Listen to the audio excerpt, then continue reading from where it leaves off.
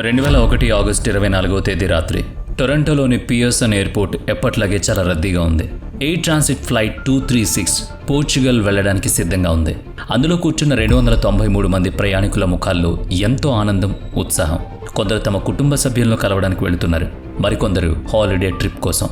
ఈ ప్రయాణికుల భద్రతా సౌకర్యాల కోసం 13 మంది క్రూ మెంబర్స్ కూడా ఉన్నారు. కాక్పిట్లో 48 ఏళ్ల అనుభవజ్ఞుడైన కెప్టెన్ రాబర్ట్ ఉన్నాడు. ఆయనతో పాటు 28 ఏళ్ల యువ ఫస్ట్ ఆఫీసర్ డర్క్ కూడా ఉన్నాడు.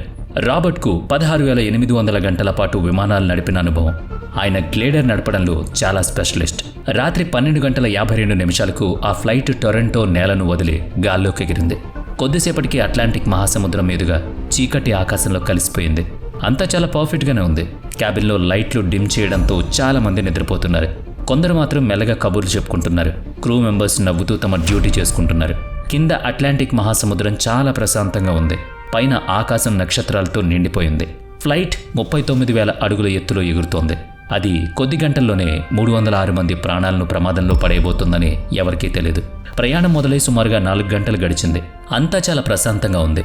సరిగ్గా ఉదయం 5:03 కాక్పిట్ వార్నింగ్ సిస్టంలో ఒక పసుపు రంగు లైట్ వెలిగింది. ఫ్యూయల్ ఇంబ్యాలెన్స్ అంటే ఎడమ వైపున ట్యాంక్ కంటే కుడి వైపున ట్యాంక్లో ఫ్యూయల్ చాలా వేగంగా తగ్గిపోతోంది. కెప్టెన్ పీషే దీన్ని ఒక సాధారణ సెన్సార్ ప్రాబ్లంగా భావించాడు. ఇలా జరగడం చాలా మామూలు విషయం. ఏదైనా చిన్న టెక్నికల్ ఫాల్ట్ ఉండుంటుంది అనుకున్నాడు. ఎడమ ట్యాంక్ నుంచి కుడి ట్యాంక్లోకి కొద్దిగా ఫ్యూయల్ పంప్ చేద్దామని ఆయన డర్క్ చెప్పాడు. అలా చేస్తే బ్యాలెన్స్ సరిపోతుందనుకున్నాడు. కానీ అది తప్పుకు దారితీస్తుందని తెలియదు. మెయింటెనెన్స్ టీం చేసిన ఒక చిన్న తప్పు వల్ల లీక్ మొదలైంది. వాళ్ళొక తప్పు హైడ్రాలిక్ ట్యూబ్ అమర్చడం వల్లే ఈ సమస్య. ఇప్పుడు ఫ్యూయల్ ట్రాన్స్ఫర్ మొదలు పెట్టగానే ఆ లీక్ మరింత పెరగడం మొదలైంది. ప్రతి నిమిషానికి సుమారుగా 13 కిలోల జెట్ ఫ్యూయల్ అట్లాంటిక్ గాల్లో వృధా అవుతోంది. క్యాబిన్ వెనుక భాగంలో ఉన్న ఒక ఎయిర్ హోస్టెస్కు ఫ్యూయల్ వాసన వస్తున్నట్లు అనిపించింది. కానీ ఆ రాత్రి చీకట్లో బయట ఏం జరుగుతుందో చూడడం అసాధ్యం. బహుశా అది వేరే ఏదైనా వాసన అయి ఉండొచ్చని అనుకున్నారు. ఫ్లైట్ మెల్లమెల్లగా తన రక్తాన్ని దారబోస్తున్నట్లుగా అనిపిస్తోంది. అంతా గందరగోళంగా మారింది. ఆ ప్రశాంతమైన రాత్రి ఇప్పుడు మెల్లగా ఒక భయానకరమైన సెన్సేషన్గా మారబోతోంది. ఆ తర్వాత 30 నిమిషాల పాటు కాక్పిట్లో తీవ్రమైన గందరగోళం. ఫ్యూయల్ గేజ్ ముళ్ళు చాలా వేగంగా కింద పడుతోంది. ఇది ఏమాత్రం నార్మల్ కాదు.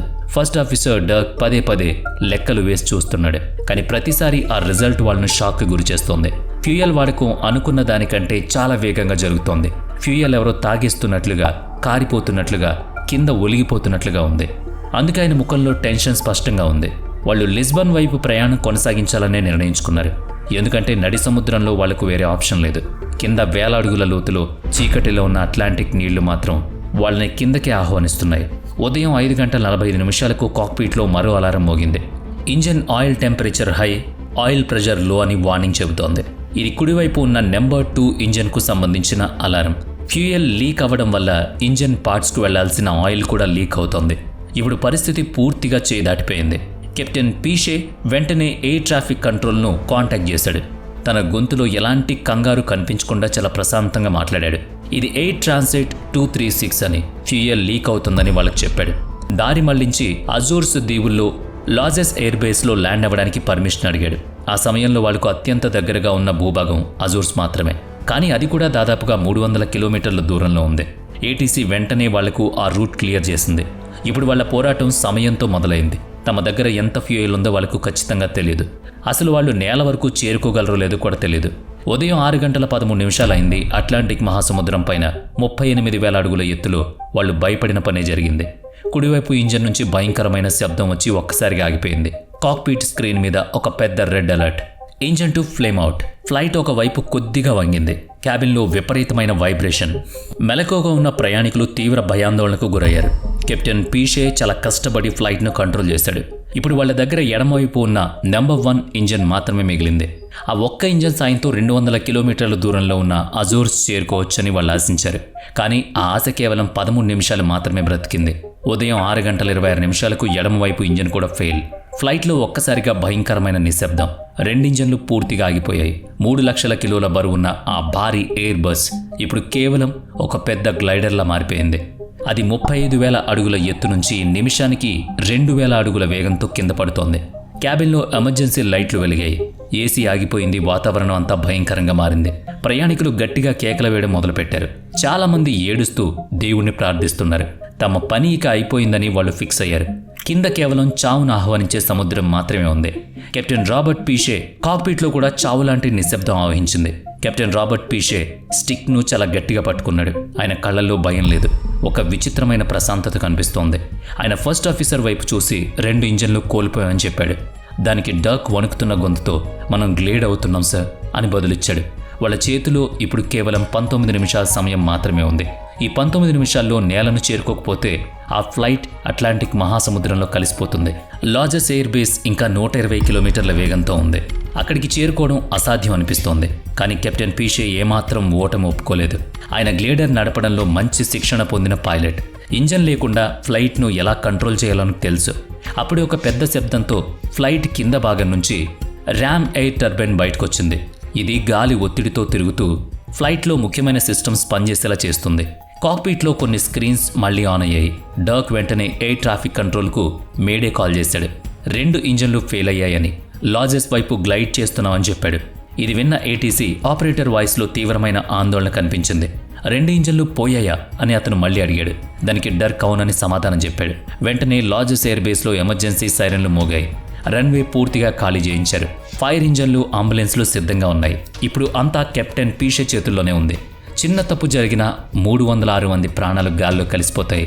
కాక్పిట్లో ఒక నిశ్శబ్ద యుద్ధం జరుగుతుంటే క్యాబిన్లో వాతావరణం గుండెలు పిండేసేలా ఉంది. ఎమర్జెన్సీ లైట్ల పసుపు రంగు వెలుతురులో ప్రయాణికులు ఉక్కిరిబిక్కిరవుతున్నారు. కొందరు తమ సీట్లలోనే తలదించుకుని దేవుణ్ణి తలుచుకుంటున్నారు. గాలి ఒత్తిడి తగ్గిపోవడంతో అందరికీ చెవుల్లో విపరీతమైన నొప్పి. క్యాబిన్ క్రూ మాత్రం తమ ప్రాణాలను పక్కన పెట్టి ప్రయాణికులకు ధైర్యం చెబుతున్నారు. తాము బ్రతుకుతామో లేదో ఇప్పుడు తెలియదని, కానీ ప్రయాణికులకు చివరి శ్వాస వరకు ధైర్యం చెప్పడమే తమ ట్రైనింగ్ అని ఆ ఎయిర్ హోస్టెస్ ఆ తర్వాత చెప్పింది. ఒక అతను తన భార్య చేతిని గట్టిగా పట్టుకుని కళ్ళు మూసుకున్నాడు. ఆ ఫ్లైట్లో ఉన్న ప్రతి ఒక్కరికి తమ జీవితం మొత్తం కళ్ల ముందు కదలాడుతోంది. 306 గుండెలు ఇప్పుడు ప్రాణాల కోసం కొట్టుకుంటున్నాయి. ఫ్లైట్ మాత్రం ప్రతి క్షణం వాళ్ళ సమాధుల వైపు దూసుకువెళుతోంది. కాక్పిట్లో ఉన్న కెప్టెన్ పీషే ఒక యోగిలాగా చాలా ప్రశాంతంగా ఉన్నాడు. ఫస్ట్ ఆఫీసర్ డర్క్ ఫ్లైట్ ఎత్తు, దూరం, గాలి దిశ గురించి కెప్టెన్కు కంటిన్యూస్గా సమాచారం ఇస్తున్నాడు. ఆల్టిట్యూడ్ 18,000 అడుగులు, డిస్టెన్స్ 60 నాటికల్ మైల్స్ అని డర్క్ చెబుతున్నాడు. అతని వాయిస్ కాక్పిట్లో మారుమోగుతోంది. కెప్టెన్ పీషే మనసులో లెక్కలు వేసుకుంటున్నాడు. ప్రతి అడుగు ఎత్తు వాళ్లకు చాలా విలువైంది. ఆ ఎత్తును దూరంగా మార్చుకోవాలని ఆయనకు బాగా తెలుసు. ఆయనకు గ్లైడింగ్లో ఉన్న ఏళ్ల అనుభవం ఆ రోజు 306 మంది ప్రాణాలను కాపాడబోతోంది. కింద అంతా దట్టమైన మేఘాలు కమ్ముకుని ఉన్నాయి. వాళ్లకు భూమి ఉన్న ఆనవాళ్లు ఏమీ కనిపించడం లేదు. రాడార్లో ఇంకా ఏం కనిపించడం లేదని డర్క్ చెప్పాడు. దానికి పీషే మెల్లగా సమాధానమిస్తూ ఖచ్చితంగా కనిపిస్తుందని ధైర్యం చెప్పాడు. ఆ చీకటి రాత్రిలో ఆయన ఆత్మవిశ్వాసమే వాళ్లకు వారధి లాంటిది. ఆ రాత్రి ఆయన కేవలం ఒక పైలట్ మాత్రమే కాదు, 306 మంది పాలిట దేవుడు. అప్పుడే మేఘాల మధ్య నుంచి డర్క్ గట్టిగా అరిచాడు. ముందు నేల కనిపిస్తోంది, లైట్లు చూశాను, అది లాజెస్ అని గుర్తించాడు. అవి రన్వే లైట్లు కాదు, అజోర్స్ దీవుల్లోని ఒక చిన్న టౌన్ లైట్లు. కానీ ఆ చీకటి సముద్రం మధ్యలో ఆ వెలుతురు వాళ్లకు స్వర్గంలా అనిపించింది. ఇప్పుడు వాళ్ల ముందు మరో కొత్త సవాల్ ఎదురైంది. ఇంజన్ లేకుండా, హైడ్రాలిక్ పవర్స్ లేకుండా ల్యాండ్ చేయడం చాలా కష్టం. గేర్ డౌన్ చేయమని ఆయన డర్క్ చెప్పాడు. హైడ్రాలిక్ ప్రెషర్ చాలా తక్కువగా ఉందని, గేర్ లాక్ అవ్వకపోవచ్చని డర్క్ బదులిచ్చాడు. ఒక్క క్షణం కూడా ఆలోచించకుండా మాన్యువల్గా చేయమని కెప్టెన్ ఆర్డర్ చేశాడు. ఇద్దరు కలిసి మాన్యువల్ సిస్టమ్ ద్వారా ల్యాండింగ్ గేర్ను కిందకు దించారు. గేర్ కిందకు రాగానే వచ్చిన చిన్న శబ్దం ఆ నిశ్శబ్ద కాక్పిట్లో ఎంతో ప్రశాంతతనిచ్చింది. ఇదొక కంట్రోల్డ్ క్రాష్ లాంటిది. మరికొన్ని క్షణాల్లో ఆ ఫ్లైట్ నేలను తాకబోతోంది. వాళ్ళు బ్రతుకుతారా లేదా అన్న ఉత్కంఠ అందులో ఉంది. ఈ కథ మీకు నచ్చితే దయచేసి మన ఛానల్ని సబ్స్క్రైబ్ చేయండి. ఇక ఈ కథలో ముందుకు వెళితే ఫ్లైట్ ఇప్పుడు కేవలం 2000 అడుగుల ఎత్తులో ఉంది. ఆ దీవిలో లైట్లు ఇప్పుడు చాలా స్పష్టంగా కనిపిస్తున్నాయి. ఎయిర్ ట్రాఫిక్ కంట్రోల్ నుంచి వాళ్లకు ఆఖరి మెసేజ్ వచ్చింది. ట్రాన్సాట్ 236 రన్వే 33 మీద ల్యాండ్ అవ్వడానికి పర్మిషన్ ఉందని, ఎమర్జెన్సీ టీమ్స్ అన్ని సిద్ధంగా ఉన్నాయని ఏటీసీ చెప్పింది. కెప్టెన్ పీషే ఇంటర్కామ్లో చాలా ప్రశాంతంగా గట్టిగా బ్రేస్ ఫర్ ల్యాండింగ్ అని అనౌన్స్మెంట్ చేశాడు. క్యాబిన్ క్రూ అంతా ఒకేసారి బ్రేస్ బ్రేస్ బ్రేస్ అని అరుస్తున్నారు. అందరూ కళ్ళు మూసుకుని తలలు కిందకు వంచుకుని ఆ ఆఖరి కుదుపు కోసం ఎదురు చూస్తున్నారు. ఉదయం 7:04 ఎయిర్ బస్ A330 ఫ్లైట్ గంటకు సుమారు 370 కిలోమీటర్ల వేగంతో లాజెస్ రన్వేను తాకింది. ఆ టచ్ డౌన్ చాలా కఠినంగా జరిగింది. ఫ్లైట్ మొక్కలైపోయిందేమో అన్నట్టుగా ఆ కుదుపు ఉంది. ఆ ల్యాండింగ్ ఫోర్స్కు ఫ్లైట్ కొన్న 8 టైర్లు పేలిపోయాయి. అయినా సరే కెప్టెన్ పీషే కంట్రోల్ తప్పలేదు. ఆయన ఫ్లైట్ను రన్వే మీద నేరుగా ఉంచగలిగాడు. ఇంజన్ లేకపోవడం వల్ల రివర్స్ థర్స్ట్ లేదు. బ్రేకింగ్ పవర్ కూడా చాలా తక్కువగా ఉంది.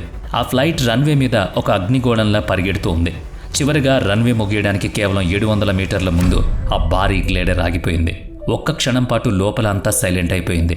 ఆ తర్వాత క్యాబిన్ లోపల నుంచి చప్పట్లు, ఏడుపులు ఒకేసారి. వాళ్ళంతా బ్రతికే ఉన్నారు.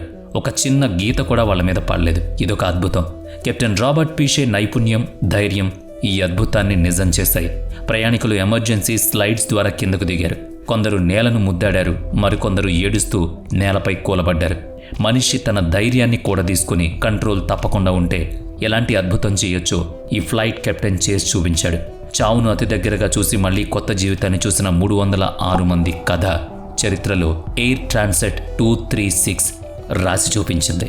వీడియో నచ్చితే లైక్ చేయండి, షేర్ చేయండి. ఇప్పటి వరకు మన ఛానల్ని సబ్స్క్రైబ్ చేయనట్లయితే ఇప్పుడే సబ్స్క్రైబ్ చేసుకుని పక్కనే ఉన్న బెల్ ఐకాన్పై క్లిక్ చేయండి. నెక్స్ట్ వీడియోలో మళ్ళీ కలుద్దాం. Thanks for watching.